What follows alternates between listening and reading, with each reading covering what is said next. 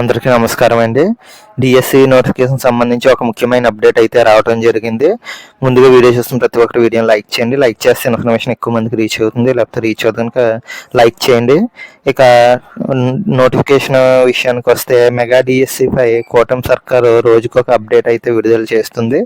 ఇప్పటికే విడుదల కావాల్సిన డిఎస్సి నోటిఫికేషన్ పలు కారణాల వల్ల అయితే వాయిదా పడిన సంగతి తెలిసిందే.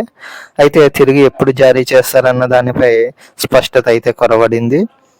ఎస్సీ వర్గీకరణపై నిపుణుల కమిటీ ప్రభుత్వానికి నివేదిక సమర్పించిన తర్వాతే మెగా డిఎస్సి నోటిఫికేషన్ విడుదల తేదీపై క్లారిటీ వచ్చే అవకాశం ఉందని చెబుతున్నారు.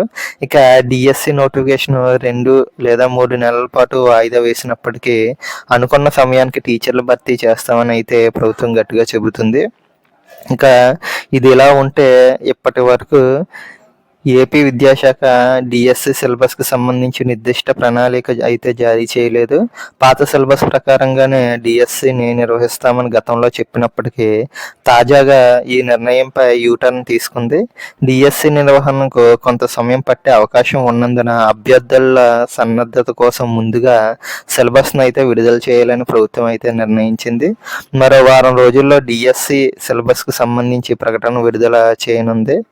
డిఎస్సి నోటిఫికేషన్ కంటే ముందుగా సిలబస్ను విడుదల చేయాలని మంత్రి నారా లోకేష్కు ఎమ్మెల్సీ వేపాడ చిరంజీవిరావు, కంచర్ల శ్రీకాంత్, భూమిరెడ్డి రాంగోపాల్ రెడ్డి వినతిపత్రం అయితే సమర్పించారు.